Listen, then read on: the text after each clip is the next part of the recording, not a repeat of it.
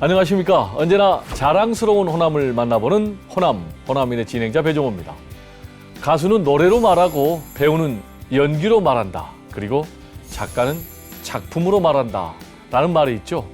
오늘 우리가 만날 주인공은 한국의 시대 정신을 절제되고 아름다운 영상미로 담아내는 대한민국의 대표 영화 감독이자 우리 호남의 자랑입니다. 화면으로 먼저 함께 보실까요?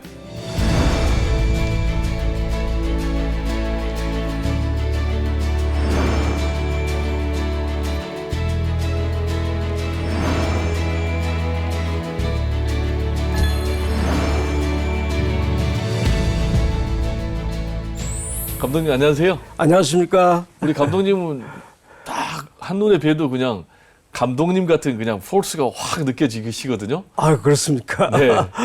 한국을 대표하는 우리 감독님이신데 예. 요즘에는 주로 어떤 일로 바쁘시죠? 아, 요즘은 서울하고 네. 전라도하고 왕복하면서 네. 지금 동학혁명 음흠. 전봉준 전 영화를 준비하고 있습니다. 아, 그렇군요. 네. 예, 전봉준 예. 또 동학혁명 예. 하면 이제 우리 호남하고 뗄 수가 없는 그런 영화인데 그렇죠. 지금 이 영화가 언제쯤 그러면은 완성이 될까요? 지금 제가 5년 전부터, 5년 전부터? 시나리오를 썼었거든요. 아, 시나리오 직접 쓰셨어요? 예, 예. 네. 시나리오가 이제 완성되고 네. 지금 투자자 펀딩을 하고 있는 과정입니다. 준비하시게 된 어떤 동기, 계기가 있을 텐데요. 제가 전주고등학교를 나왔거든요. 네, 전주고등학교. 예, 고향 광주인데 광주인데, 네. 전주고등학교를 나왔는데 그때 네. 당시에 동학혁명에 대해서 처음으로 접하게 됐고 그렇군요. 그쪽 마을들을 이렇게 지나다 보니까 굉장히 슬픔이 느껴졌어요. 네. 예, 그래서 관심을 갖다 보니까 영화적으로 굉장히 흥미있는 주제가 될 것 같아서 네. 지금 이제 준비 중. 대략 네. 언제쯤 우리가 시중에서 볼 수 있게 될까요? 제 바람은 내년에 크랭크인 해가지고 네. 내후년에 개봉되기를 바라는데 네. 마음대로 될지 네, 모르겠습니다. 잘 되기 바라고요. 네, 현재 캐스팅은 돼 있습니까? 지금 대회 빕니다. 아, 데뷔시군요. 예. 그러면 이 영화에 대해서 개략적으로 네. 뭐 스토리랄까 특징을 좀 얘기해 주신다면요. 1894년도에 동학혁명이 딱 1년 일어났었거든요. 네, 근데 실제로 역사적으로 공과 시립 과가 많아요. 네, 되게 혼재되어 있는데 저는 역사적 사실 자체를 되게 냉정한 시각으로 냉정한 시각. 근데 영화 자체는 굉장히 격렬하고 스펙타클한 영화가 될 겁니다. 그럼 이제 감독님이 말씀하신 예. 냉정한 시각. 역사적인 정확한 고증 사실 실제로 그 농민들을 많이 구하기도 했지만 네, 준비 안 된 혁명으로 인해서 많은 농민들이 죽기도 했거든요. 네, 그래서 그런 거를 잘 균형 있게 다뤄야지 한쪽으로 치우치면 안 될 것 같다는 생각이 이걸 시나리오 쓰면 쓸수록 느끼게 되더라고요. 근데 이제 우리가 영화는 뭐 역사 영화도 저는 예외가 아니라고 봅니다만은 객관적인 역사적 사실을 바탕으로 하되 그렇죠. 그래도 또 픽션이 좀 가미돼야 흥미가 있지 않을까요? 당연하죠. 네. 예. 감히 했죠. 그러면 이제 우리 이 감독님 고향에 대한 추억이 있을 텐데요. 무등산이죠. 고향. 무등산에서 뭐 산악 훈련을 많이 했습니까? 아니면 뭐 그러니까 소풍을 많이 갔습니까? 그 무등산이 이렇게 어깨가 넓잖아요. 네, 거기만 돌리면 항상 무등산이 보였고 네, 갈색으로 항상 우리를 내려다봤고 네, 그 무등산이 나에게는 두 가지 의미가 있었습니다. 두 가지 예, 한 가지는 너무 좋았고 좋았던 어머니 품처럼 어머니 품처럼. 또 한 가지는 내 앞길을 막고 있는 장애물 같은 느낌이 있었어요. 왜 장애물이 되죠?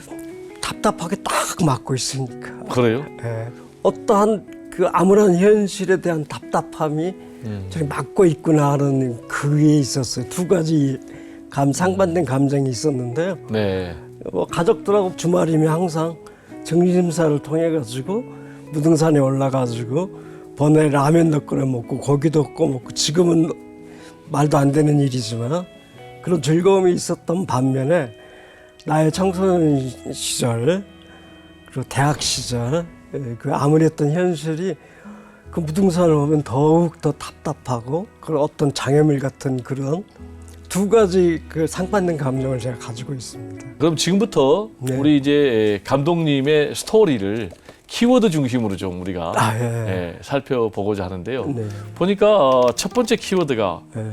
힙한 네. 감각의 최전선에서 네.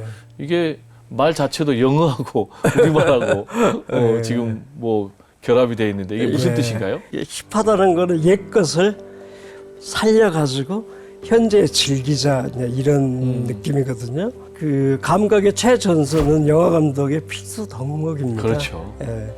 그래서 항상 감각과 감성의 최첨단에 서가지고 꼭 그걸 따라 하지는 않더라도 이해하고 지켜봐야지만이 영화가 그 새로운 영화가 나오고 그래서 영화 감독은 항상 음악을 많이 들어야 되고 그림 많이 봐야 되고 책을 많이 봐야 되는 공부를 열심히 해야 되는 직업 중에 하나입니다.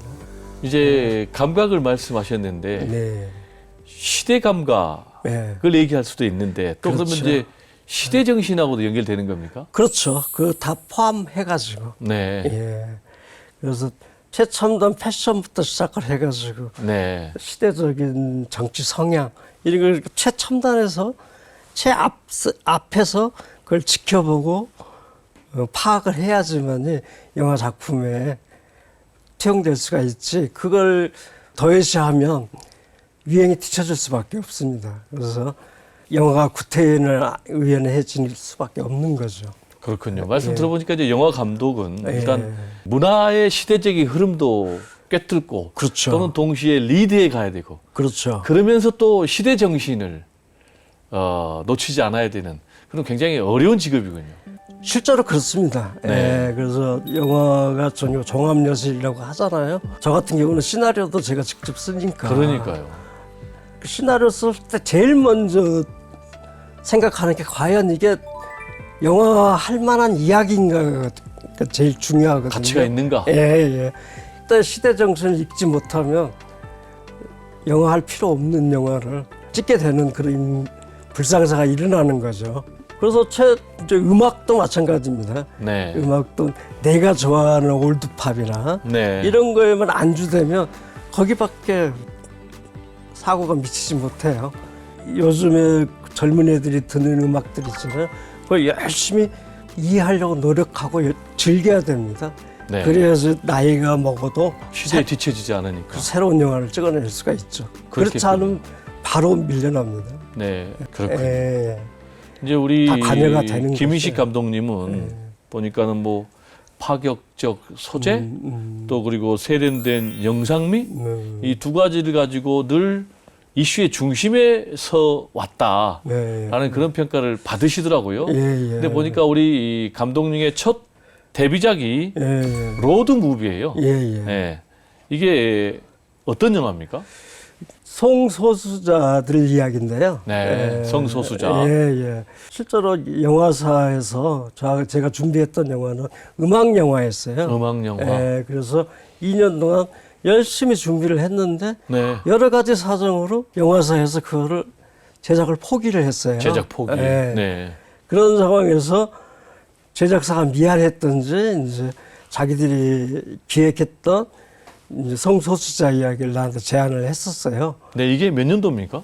2000년도일 거예요. 그러면 상당히 선구자적인 그런 영화였네요. 그렇죠. 네. 그래서 그때 당시에 그 영화사에서 소속돼 있던 많은 감독들이 노했던 작품이에요. 그렇죠. 예. 근데 저한테 왔는데 저도 아직도 화가 나 있고 영화 음악에 대한 미련이 남아 있어서 노를 했는데 네. 한 일주일 침대 속에서 끙끙 앓다가 분해서 생각을 문득 해보니까 아 이게 전국을 돌아다니면서 로드무비를 찍을 수가 있겠구나. 네. 그래서 흥미가 갑자기 생겨가지고 전화를 했죠. 하겠다고. 네. 그래서 진짜로 전국을 돌아다니면서 많은 여행을 했습니다. 근데 이 영화가 아주 대박을 쳤다면서요. 작품적으로 대박을 친 거고요. 작품적으로. 예. 물질적으로는 아니고. 그렇죠.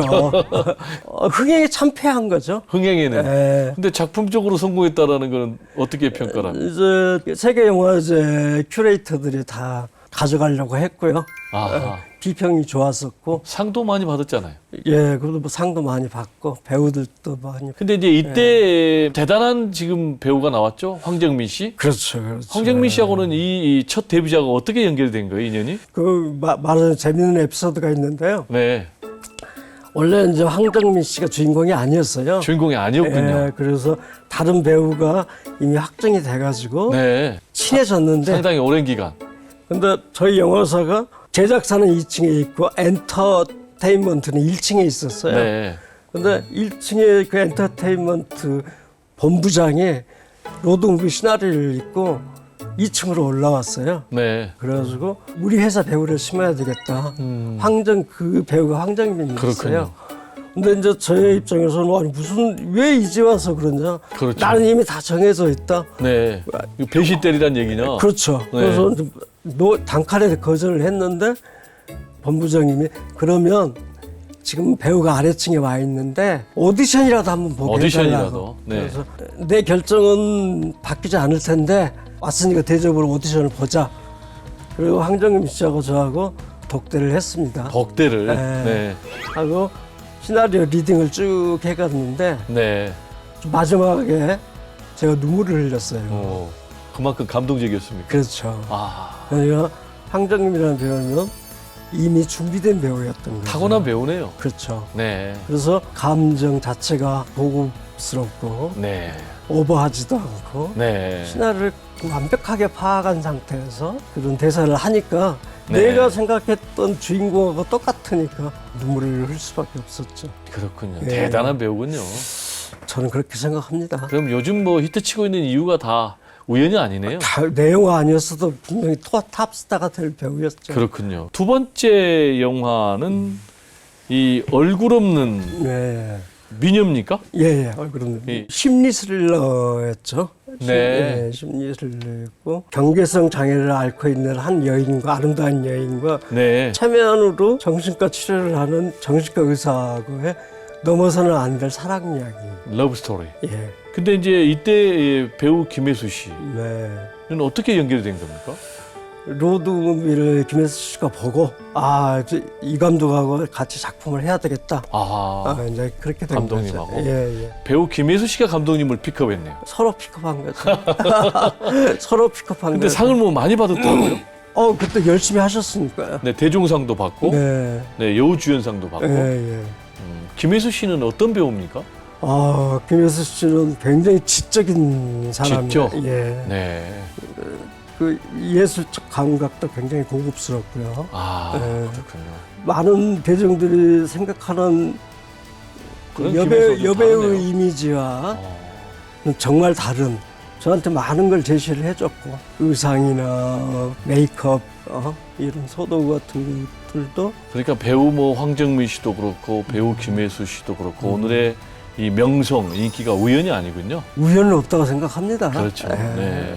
그럴 만한 자격이 있는 분들이라고 저는 생각을 해요. 그렇군요. 네네. 감독님 그러면 이제 지금부터는 좀 두 번째 키워드로 좀 가보겠는데요. 보니까 매 순간 행복하게를 두 번째 키워드로 네네. 선택을 했더라고요. 예. 왜 이 두 번째 키워드 선택하셨나요? 몇 년 전부터 이 시간이 무서워지기 시작했어요. 네. 하루를 정말 한 달처럼 맥시멈 살자. 저는 나는 마음에 들었던 말입니다. 그래서 네, 그렇게 살려고 노력하고 있습니다. 감독님의 이제 어릴 적 꿈은 영화 감독이었습니까? 아니었습니다. 어릴 때는 소설가였었고요. 소설가. 중학교 때는 왜 소설가가 꿈이었나요? 그 이야기 스토리텔링을 만드는 게 저한테는 좋았어요. 네. 왠지 그때는 일기 하나도 한 번도 안 써본 그 게으른 친구였는데 그래도 왜 쓰면 굉장히 잘 쓸 것 같은 그런 자신감? 그 소설가라는 어릴 적의 꿈을 예. 현실화시키기 위해서 많은 노력도 하셨죠? 이제 영화를 찍기 위해서 글을 쓰기 시작했던 거죠. 영화를 찍기 예. 위해서. 저는 제가 그렇게. 네. 그래도 아무튼 소설 읽기를 좋아했기 때문에 소설가가 꿈이었었고 고등학교 때는 또 화가가 되려고요. 네. 이제 실제로 그림 공부를 열심히 했죠. 그렇군요. 열심히 해가지고 서울대 미드를 내가 2번을 쳤는데 네. 2번을 떨어졌어요. 네. 그래서 그 합격자 게시판 앞에서 내가 펑펑 우니까 우리 형님이 야 인식아 한국 입시 제도가 너한테 안 맞는 것 같다. 고향에 내려와 가지고 불문과를 졸업해라. 네. 그러고 나면 파리로 가가지고 미술 공부를 시작하자. 그래서 전남대 불문과에 들어갔고 그렇죠. 그리고 파리로 유학을 가신 건가요? 그렇죠. 네. 파리로 유학 가서는 무슨 공부를 하신 건가요? 영화 공부했죠. 영화. 예, 예. 네. 불문과 공부한 게 아니고. 그래서 불문과 4년 다닐 때 네. 저희 교수님이 하루는 저를 연구실로 불렀어요. 네. 호출을 해가지고 네 파리를 네가 만약에 간다면 미술이나 소설 하지 말고 네. 너는 영화 감독을 하는 게 좋을 것 같다. 영화 감독. 네.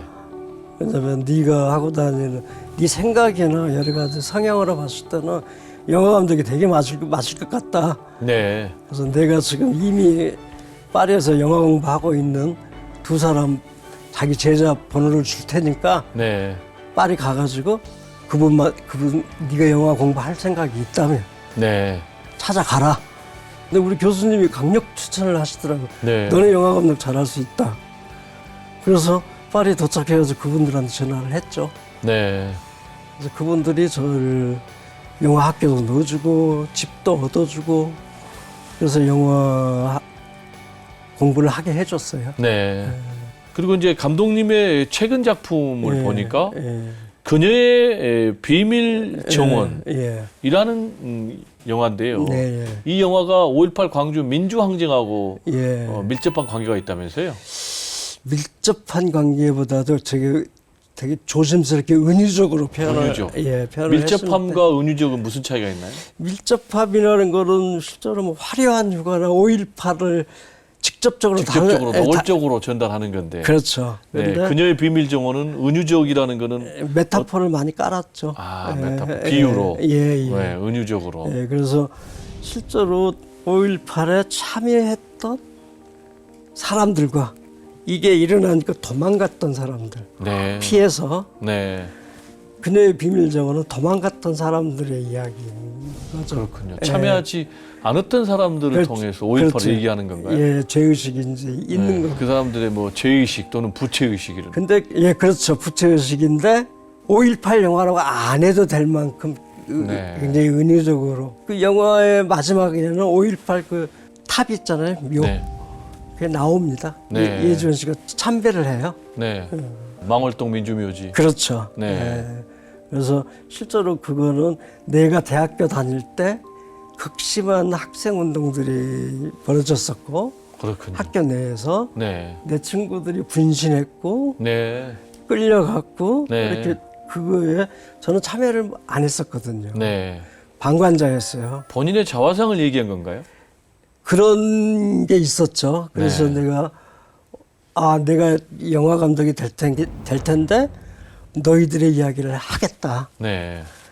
그게 이제 그녀의 비밀정원에서는 은유적으로 표현을 했던 거고 이제 직접적으로 표현하는 건 아마 전봉준 동학혁명 영화가 되지 않을까 싶습니다. 그렇군요. 예, 예. 네, 감독님 이제 세 번째 키워드로 네, 네. 우리가 가볼 텐데요. 예, 세 번째 키워드 예, 한국 영화의 오늘과 예, 내일이거든요. 예, 예. 한국 영화의 오늘 현주소 어떻게 평가하십니까? 큰일 났습니다. 큰일 났습니다. 어떤 점에서요? 위기입니까? 위기죠. 네. 위기고 기존의 시장이 이제 거의 붕괴 직전에 있는 상황이고요. 붕괴 직전입니까? 아니면 이미 붕괴가 됐습니까? 붕괴 직전이죠. 붕괴되고 있는 도중이죠. 되고 있죠. 예, 예. 네, 어떤 점에서 붕괴되고 있습니까? 실제로 그 영화 소비 패턴이 바뀌었어요. 소비 패턴. 잘 아시다시피 이제 OTT 서비스가 활성화되고 그다음에 대형 TV들이 거실에 자리 잡기 시작하고 네. 뭐 아는 사람들이 소파에 누워서 리모컨 하나로 많은 영화를 골라볼 수 있게 됐잖아요. 엑스통해서. 그렇죠. 네. 그래서 극장을 안 가게 되죠, 사람들이. 네. 두 번째는 이제 물가 폭등이죠. 제작비가 천정부지로 높아지는 거고. 그래서 투자 여건이 굉장히 줄어들었습니다. 네.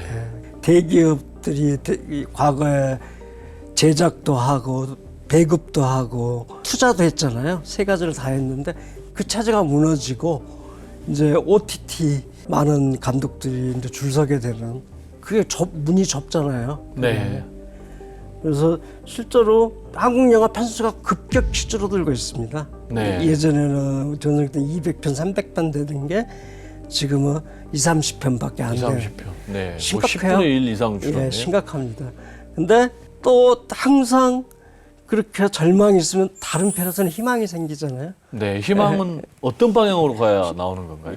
지금 예를 들어서 올해 같은 경우는 서울의 봄이나 파묘같이 대자본이 들어가고 많은 극장을 통해서 천만 영화가 있는 반면에 중간 영화들이 다 없어져 버렸어요. 그렇죠. 대신에 저예산 영화들이 있잖아요. 아. 인디 영화들이 찬스가 온 겁니다. 아. 예. 그래서 인디 영화들을 살리려면 예전처럼 정부에서 많은 지원을 육성책을 펼쳐줘야 돼요. 네. 근데 지금 AI 시대고 많은 거를 개인이 혼자 할 수가 있는 상황이 점점 되고 있잖아요. 네. 아주 작은 영화들이 조금 있으면 아주 르네상스가 될 수도 있겠다는 생각이 오히려 뭐 거대 영화 산업이 붕괴되면서 그렇죠. 네, 1인 네. 영화 제작의 그렇죠. 길이 열렸다. 그렇죠. 그리고 영화는 없어지지 않아요. 영화 그렇죠. 소비 시스템이 바뀌는 거지 영화는 없어지지 않거든요. 그렇죠. 소비는 있는 거죠. 그렇죠. 네. 그래서 우리 영화를 만드는 사람들은 그 소비에 맞춰서 따라가면 되는 거고 독립영화, 예술영화 감독들한테 어떤 의미에서는 대단히 찬스가 왔다고 저는 생각을 합니다. 자, 그러면 이제 김인식 감독님은 예. 어떤 감독으로 평가받기를 또는 기억되기를 원하시나요?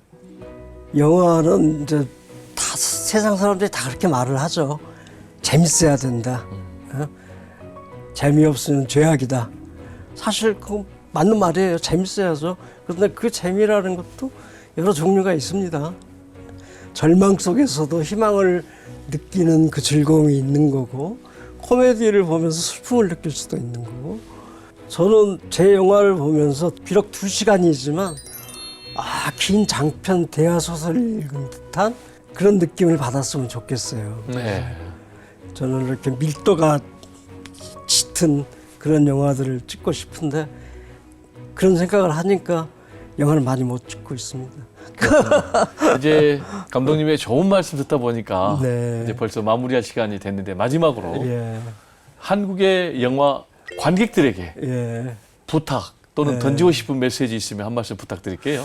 영화라는 장르가 대단히 훌륭한 예술 장르 중에 하나입니다. 그래서 영화를 잘 선별해서 좋은 영화를 많이 보면 그만큼 우리의 인생도 풍요로워진다고 저는 생각을 합니다. 그래서 영화에 좀 더 관심을 가져주시고 좀 좋은 영화를 찾아서 보려는 노력을 많이 해주셨으면 감사하겠습니다. 네. 네. 감독님 오늘 귀한 말씀 감사드리고요. 아유. 네. 저는 특별히 고향이라는 걸 이렇게 집착하지 않는 사람 중에 하나고요. 지구가 내 고향이라고 생각하는 사람 중에 하나인데 그래도 광주를 생각하면 항상 무등산이 떠오르고 그 무등산의 품속에서 어떤 편안함이 느껴지는 그게 고향이겠죠 아무래도. 그래서 호남은 편안함이다. 나에게서 영혼의 안식처다라고 생각합니다. 네, 오늘 호남호남인에서는요, 대한민국의 대표 감독인 김인식 감독님과 자세한 얘기를 나눠봤는데요. 앞으로 우리 김인식 감독님의 작품 활동을 통해서 호남의 역사를 다시 한번 조명하는 대작품이 나오기를 바라고요. 또 한국의 영화 관객들의 삶이 우리 김인식 감독님의 영화를 통해서 풍요로워지기를 기대합니다. 호남호남인 다음 주 이 시간에 다시 찾아뵙겠습니다. 감사합니다.